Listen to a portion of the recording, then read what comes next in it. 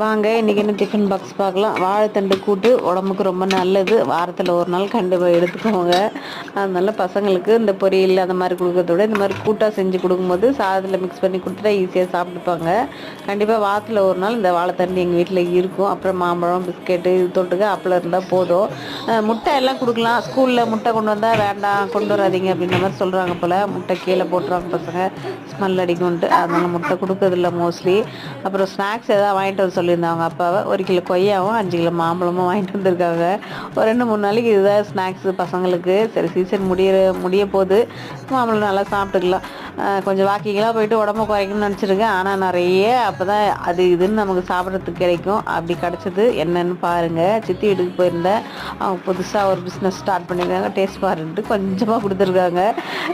இதெல்லாம் சாப்பிட்ட உடனே அப்புறம் எங்கே வாக்கிங்கு உடம்பு குறைக்கிறது. நல்லா தான் இருந்தது சாப்பிட்றதுக்கு. உங்களுக்கு பிடிக்குமான்னு சொல்லுங்கள்.